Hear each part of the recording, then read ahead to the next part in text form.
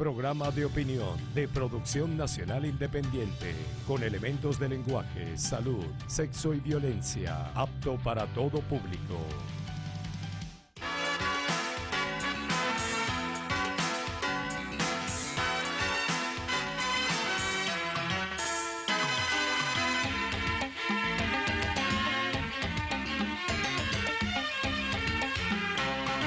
Amigas y amigos, considero que esta fecha en que aparece el programa, Domingo de Resurrección, tiene una extraordinaria simbología y recoge importantes valores espirituales que tienen que ver con la vida humana, con la exaltación de un auténtico sentido ético. Venezuela necesita en los actuales momentos crear espacios para la reflexión, aprovechar momentos para profundizar en el análisis sobre el rumbo del país y en la reconsideración de lo que es la relación humana. Hay momentos, debido a las tensiones que existen, en que la visión respecto al país se fumara para dar paso a la irracionalidad de desconocer compromisos fundamentales como es el gentilicio. Y en la relación ciudadana pareciera desaparecer por completo el nexo generado por la circunstancia de haber nacido en el mismo territorio. Es tiempo de erradicar las tendencias más sórdidas y ominosas de la sociedad venezolana, de superar el tiempo del odio y la venganza, de romper ese tejido de antivalores que cultivan algunos sectores del país. Todos esos sentimientos con los cuales se trabaja para agredir al ser humano tienen que ser extirpados, y para lograrlo se cuenta con la calidad del pueblo venezolano, su bondad y generosidad. En la actualidad, cuando estamos abocados a unas elecciones de gran significado, donde vamos a dilucidar valores y antivalores, a garantizar a los venezolanos la paz, el progreso, y asumimos la necesidad de entendernos civilizadamente, cuenta mucho la reflexión. Hay que acoger esta etapa de la vida republicana del país con sentido humanista, con amplitud y con amplia vocación de servir a la colectividad. El próximo 20 de mayo de este año, fecha fijada por el Poder Electoral para que los venezolanos sufraguemos por quien habrá de regir los destinos de la nación, debe ser la oportunidad para darle a los enemigos de Venezuela, de sus instituciones, de su pueblo, una lección de responsabilidad, de madurez ciudadana, de civismo y de capacidad para superar obstáculos.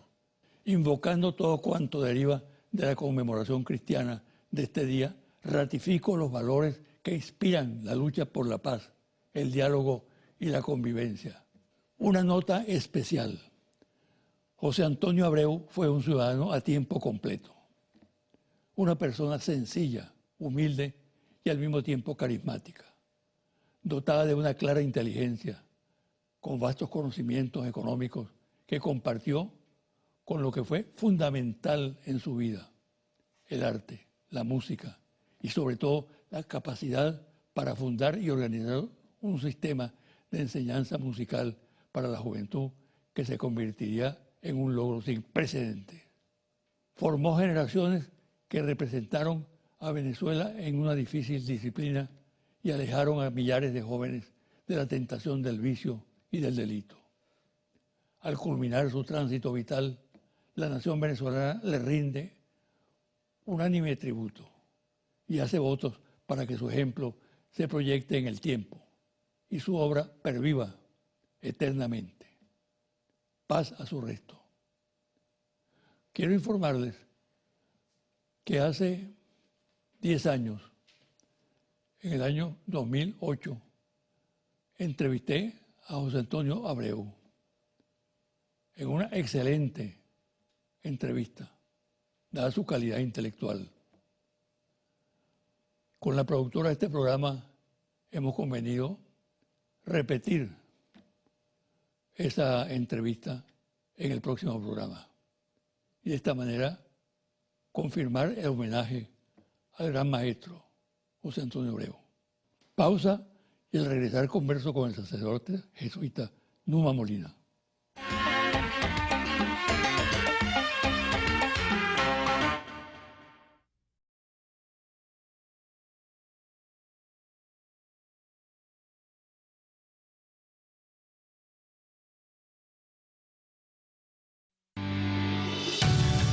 Estás viendo José Vicente Hoy.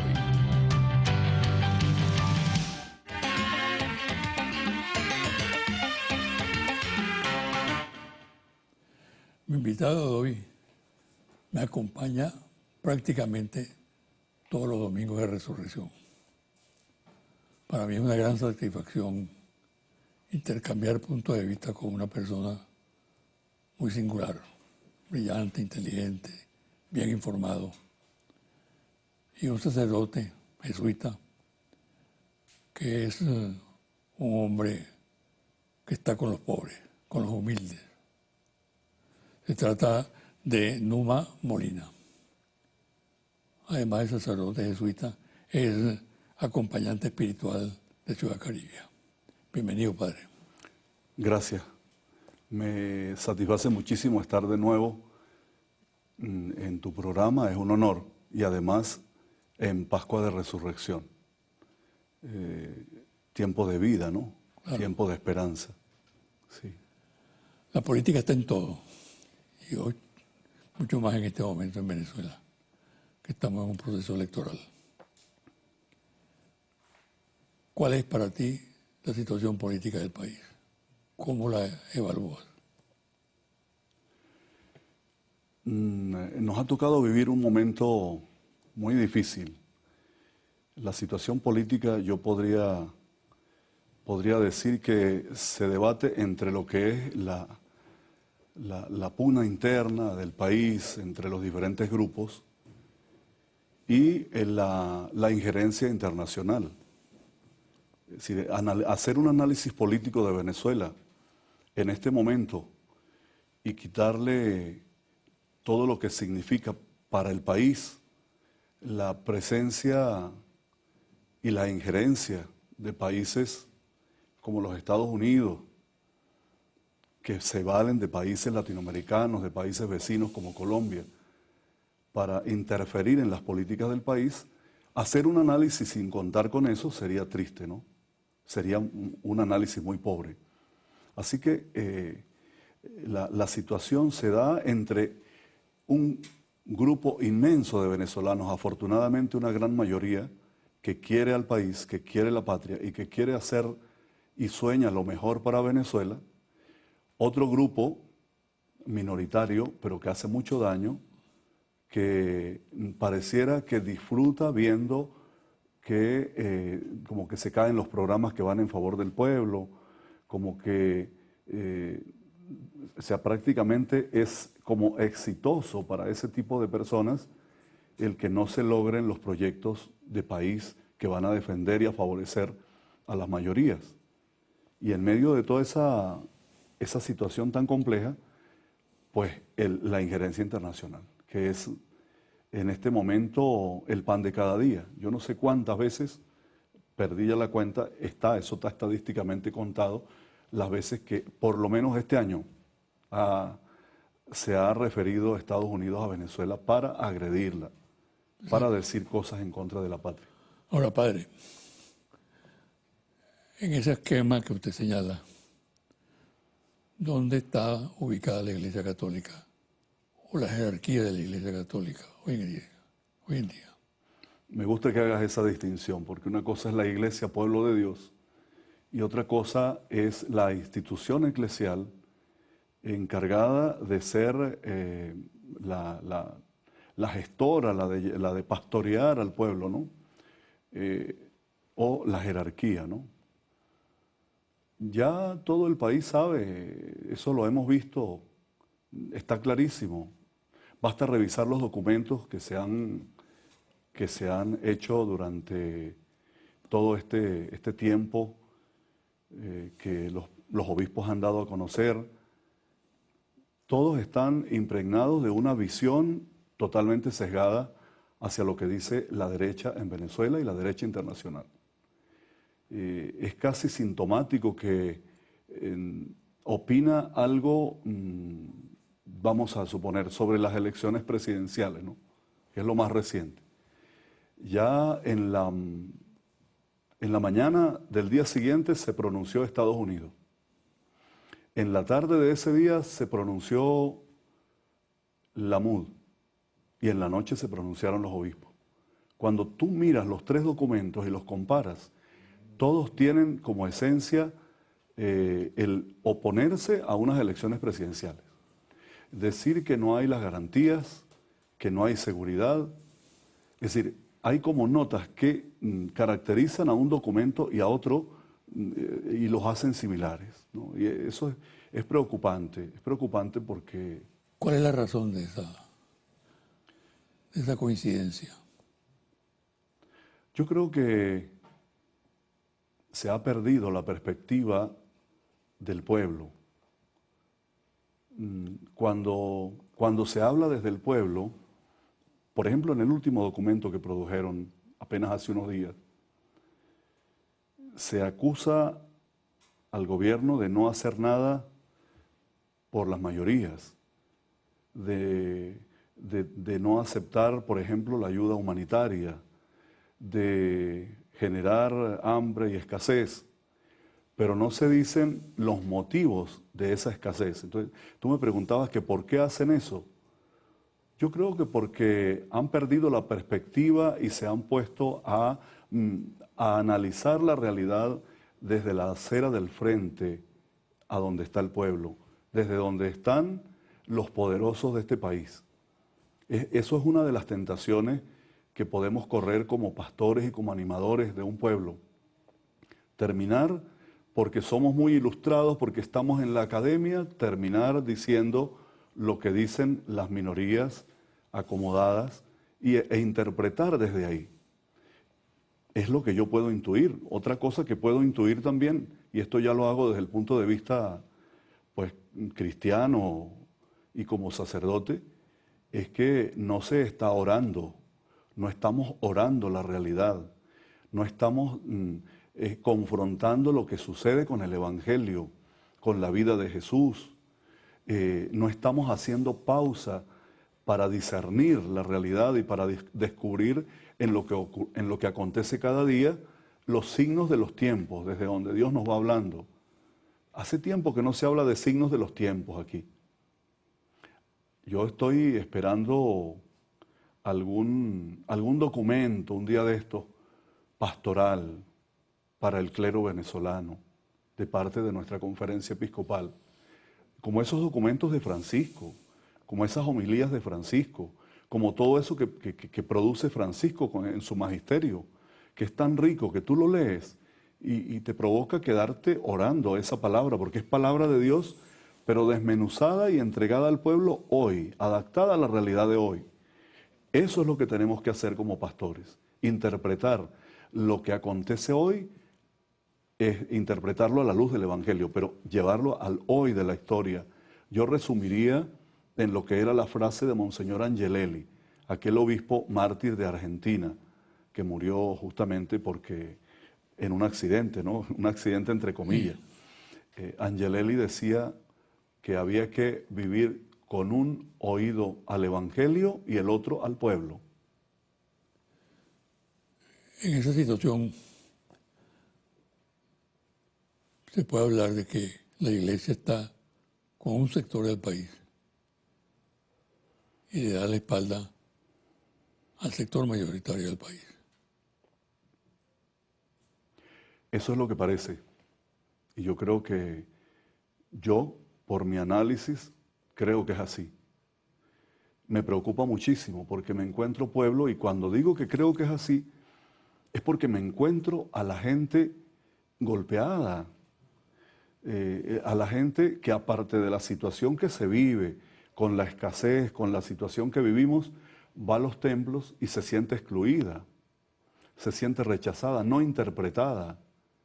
En este documento último dice que lo que no pueden entender, dice, creo que es el número 3 o el 8, no recuerdo ahora.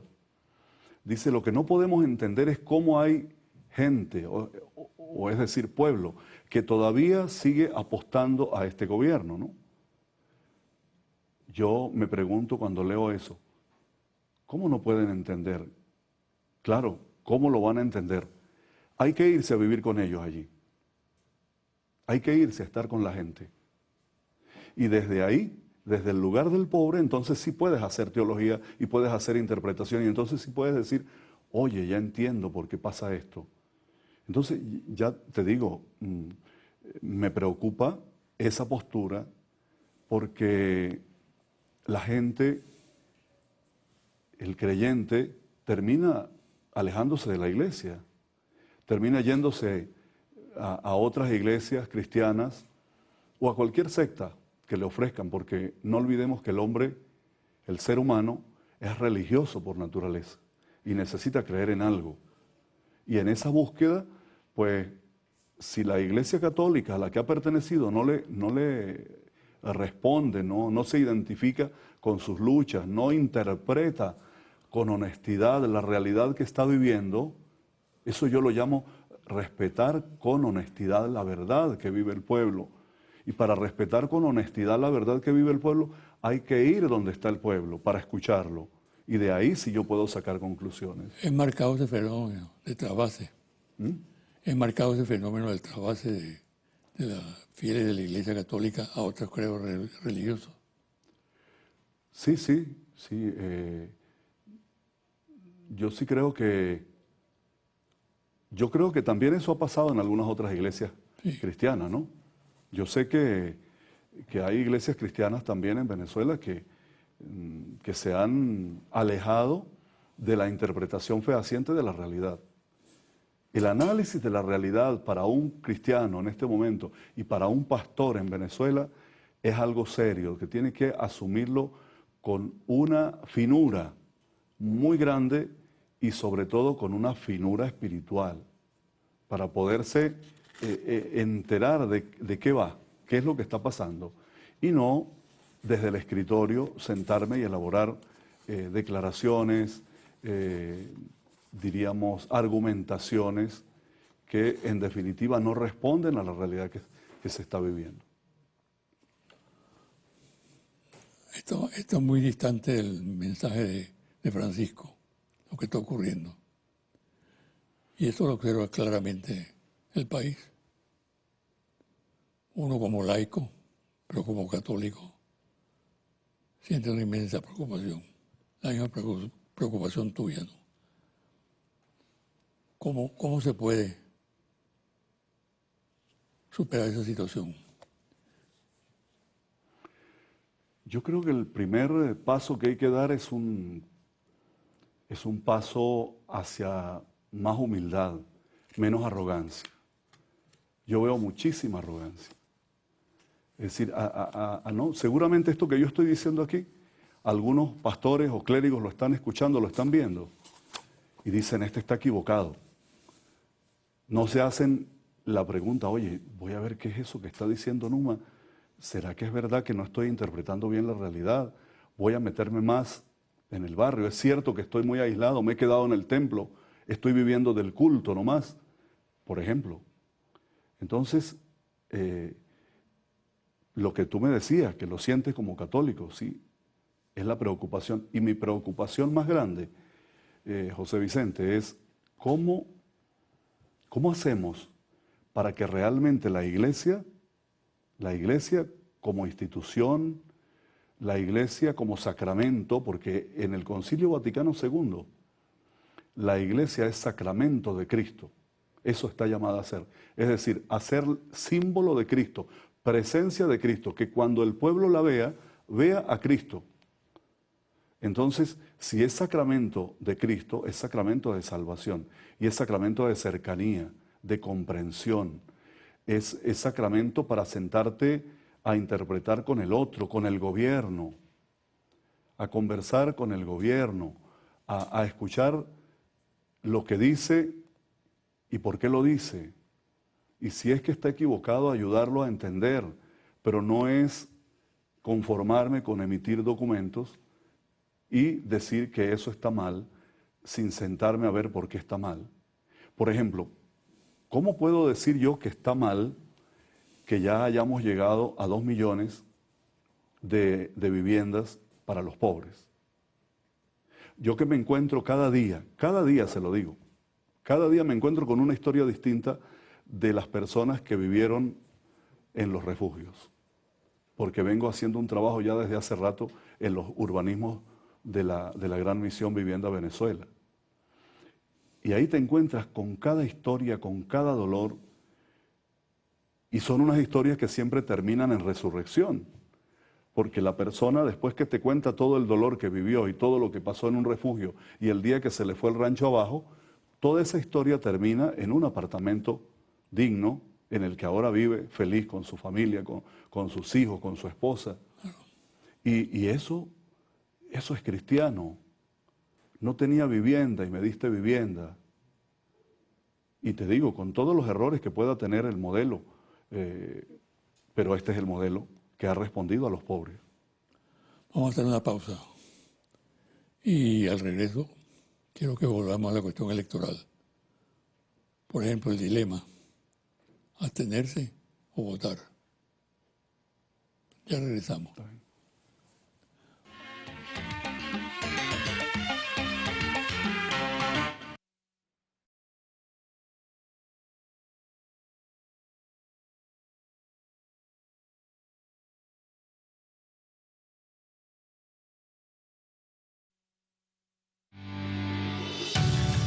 Estás viendo José Vicente Hoy.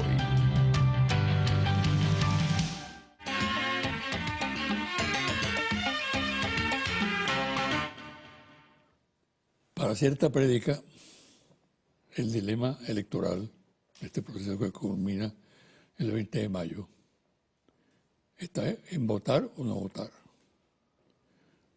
Creo que hay una inducción bien calculada para colocarlo en ese terreno.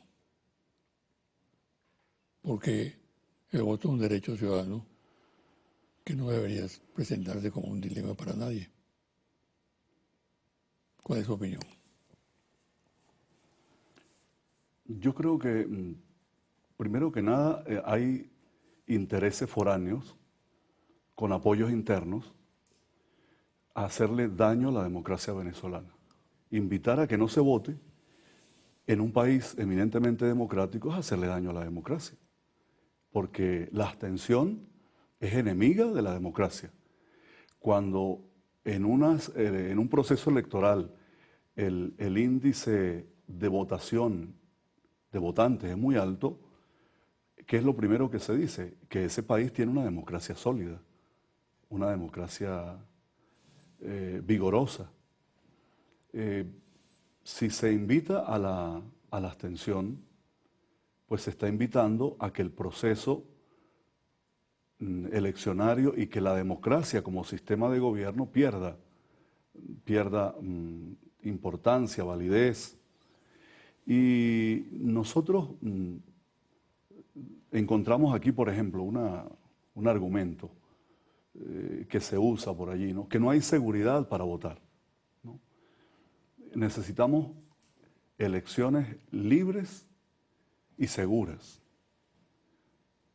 Pero por favor, claro que son libres y son seguras. Si se estuviese obligando a la gente a que tiene que votar por X partido, o se le hiciera como se vivía en otros tiempos en Venezuela, la violación de la intimidad del voto, ¿no? Del secreto del voto, que hasta se le marcaba a la gente el voto. Ese votó por fulano, ese votó por Acción Democrática, ese es copellano, pero votó por AD o por URD, lo que sea. Se decía, pero era algo casi descarado, ¿no? En este momento tenemos un sistema electoral hiperauditado, auditado además no solo por una tendencia política, por las tendencias políticas que hay en el país y que hacen vida en el CNE. Y por otra parte, es que ya era el momento de las elecciones. Se invitó a elecciones. Lógico que en teoría sería en diciembre, ¿no? No obstante, todo el proceso que hemos venido viviendo de la constituyente, elección de gobernadores, elección de alcaldes, pues da como para que a base de democracia resolvamos los problemas que vive el país. Ahora, Lástima, yo sí lamento, José Vicente, que no haya habido esa participación de la oposición con mayor énfasis. claro. ¿Usted no cree que hay algo más profundo detrás, en el trasfondo de ese planteamiento, que descalifica por completo al sistema electoral venezolano, al Consejo Supremo Electoral, que descalifica la institución del sufragio? Porque en la conjura que hay internacional se pone mucho el acento en que son unas elecciones perversas, mal concebidas, que no dan seguridad para los sufragantes. No está detrás de eso una acción violenta, un tácito llamado a un golpe o una intervención extranjera. Yo diría que forma parte de la elaboración del expediente contra Venezuela. Hace rato que vienen elaborándole el expediente. Yo no sé cómo, cuando uno ve expedientes de casos muy sonados en los tribunales, que tienen hasta 20 carpetas, ¿no? Así. Yo no sé por dónde va, por qué carpeta va ya el expediente que le han ido haciendo a Venezuela, y esto forma parte del expediente, para poder acusarla. Un traje a la medida. ¿Cómo? Un traje a la medida. Sí, sí, para que llegue el momento en que se diga ya aquí no hay otra alternativa, sino una invasión, un golpe de Estado, una invasión extranjera. Bueno, invadidos nos tienen hace rato ya en el sentido de cómo nos han ido inoculando perversidad, antivalores, desamor por la patria, pero falta todavía, ¿no? Y todo esto forma parte de eso. Y forma parte de eso porque es que tenemos en el fondo, como tú me preguntabas que si en el fondo no había algo, sí, en el fondo de todo esto están las riquezas que tiene Venezuela. Si esto fuera una isla desierta nadie se preocupaba, pero nosotros tenemos dos elementos que son fundamentales.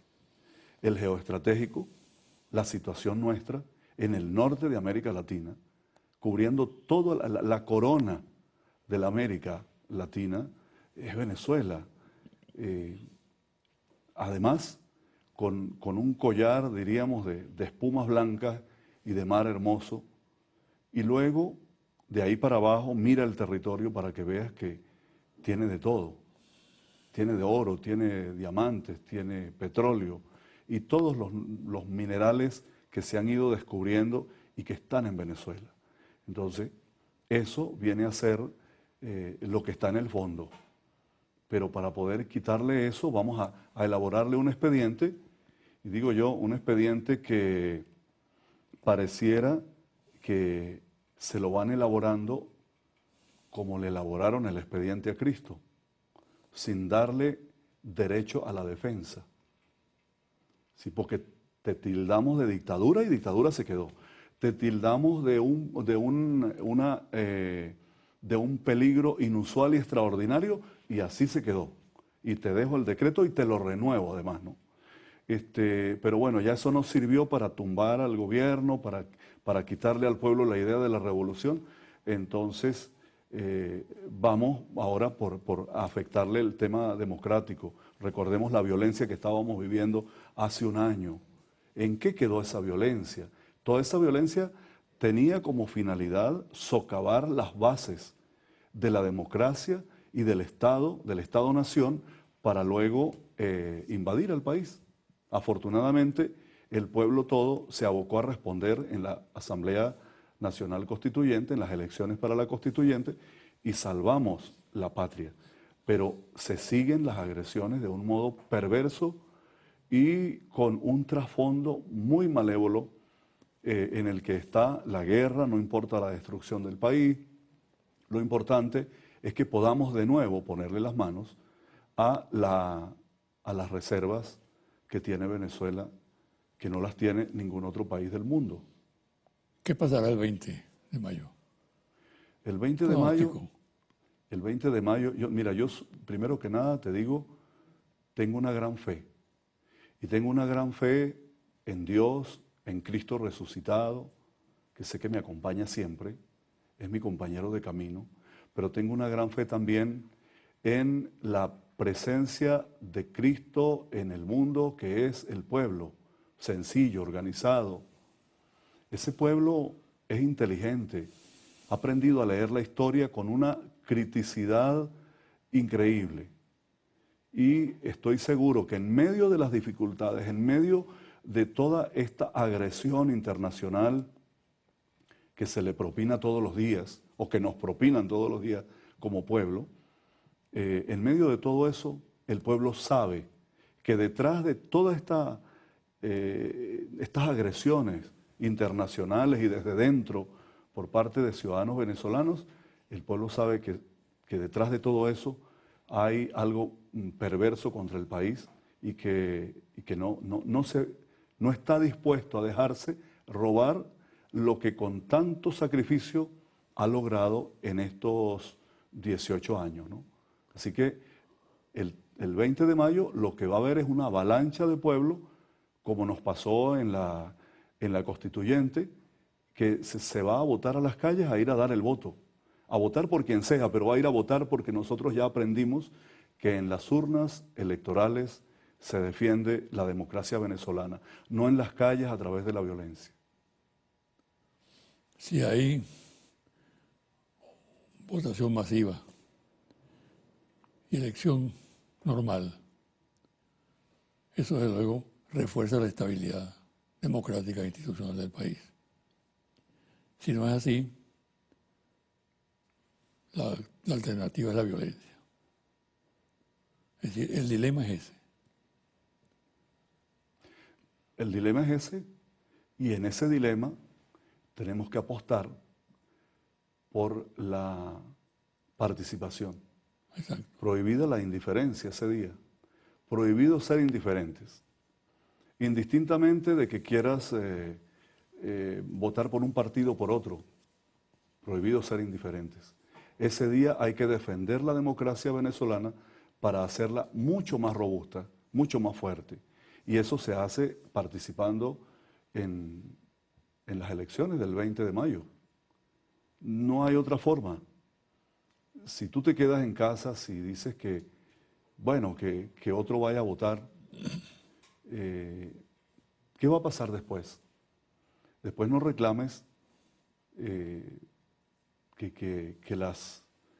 los beneficios que tanto le han costado al pueblo, por los que ha luchado, después ya no existan, ¿no? Eso es lo que puede pasar también. Además, eso que tú decías, la debilidad que se puede manifestar ante el mundo y ante los poderes fácticos a través o mediante un proceso electoral débil. De ahí la necesidad de demostrar nuestra fuerza como país participando. Y eso creo que es muy importante. Hoy, Domingo de Resurrección.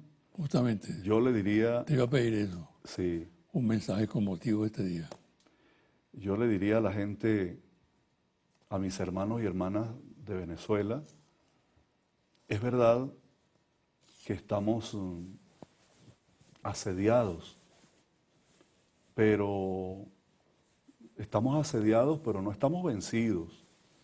No estamos arrodillados ni nunca estaremos. No estamos amenazados de muerte, estamos amenazados de vida. Es resurrección.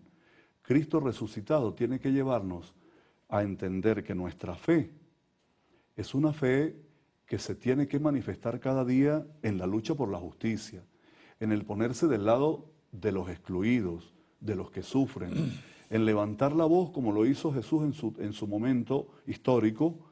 Nosotros hoy tenemos que levantar la voz en contra del pecado del mundo, Y si vamos a ponerle nombre a ese pecado del mundo que lleva a la muerte y que lleva a la muerte del ser humano y a la pérdida de los valores, ese pecado tiene un nombre: capitalismo.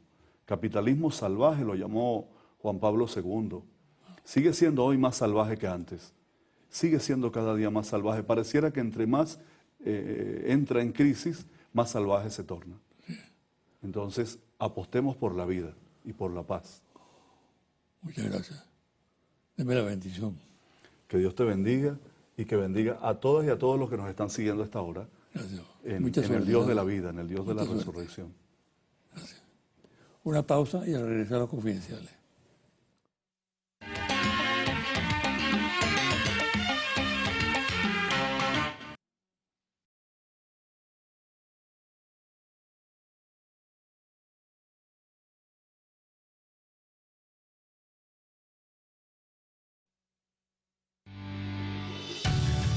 Estás viendo José Vicente Hoy.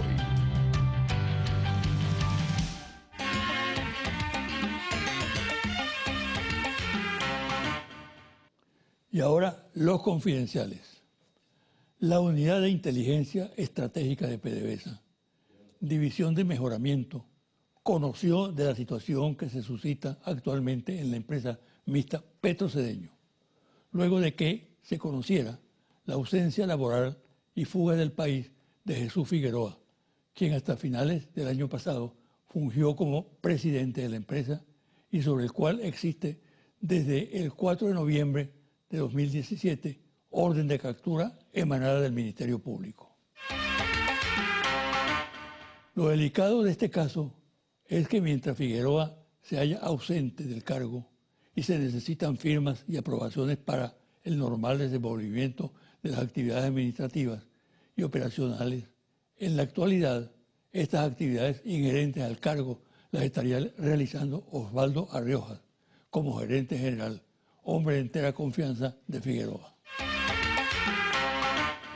Luego de las medidas adoptadas recientemente por el Gobierno Nacional con motivo del descubrimiento de un plan golpista a ser ejecutado por un pequeño grupo de oficiales, los organismos de seguridad trabajan activamente sobre grupos de la oposición vinculados a los sectores más radicales de la MUD. Consideran que la desintegración prácticamente de este organismo coordinador ha servido para que algunos de sus integrantes se hayan incorporado a una organización que actúa clandestinamente en la ejecución de planes violentos. Por cierto, dentro de la actividad que desarrollan estas personas, se ha podido precisar por parte de los servicios de inteligencia la existencia de contactos permanentes con personeros del cuerpo diplomático acreditado en el país. Inclusive los investigadores se han sorprendido por el desenfado y la discreción de estos contactos, actitud que atribuyen a una línea de acción provocadora para generar reacciones en los investigados y crear malestar. La política de partidos como Acción Democrática y Un Nuevo Tiempo de no participar en el proceso electoral es considerada como un error por analistas políticos e incluso en el seno de esas mismas organizaciones, ya que no podrán inscribir candidatos para las asambleas regionales y consejos municipales. Esta circunstancia los deja en el aire sin el recurso que representa estar en esos organismos. En AD hay toda una tempestad de críticas que amenaza la unidad del partido. Alerto una vez más sobre las actuaciones que vienen cumpliendo últimamente organismos policiales caracterizados por atropellos a los ciudadanos y en numerosos casos de asesinatos en las barriadas populares, en un ejercicio de violencia sin justificación alguna. Por ejemplo, en tales acciones, entre el 12 y el 18 de marzo fueron asesinadas 8 personas, entre ellas un pastor evangélico, siendo señalados como responsables el CICPC y un cuerpo especial de la Policía Nacional Bolivariana, el FAES. Son numerosas las denuncias que comienzan a ser procesadas por el Ministerio Público. Confidencial al cierre, Interlaces. Monitor País, Interlaces Confidencial, reporte ejecutivo, ficha técnica, 1.580 entrevistas en hogares en todo el país desde el 6 de marzo al 21 de marzo 2018. Resultados. Si este domingo se realizaran las elecciones presidenciales, ¿por quién votaría usted entre los siguientes candidatos presidenciales. Nicolás Maduro, total de electores 38%, definitivamente votarán 63%. Henry Falcón, total de electores 15%, definitivamente votarán 19%. Javier Bertucci, total de electores 12%, definitivamente votarán 12%. Otros, total de electores 1%. Definitivamente votarán 0%. Ninguno no sabe, no responde. Total de electores 34%. Definitivamente votará 6%. Hasta aquí el programa de hoy. Me despido hasta el próximo domingo a las 9 de la mañana por este su canal Televen.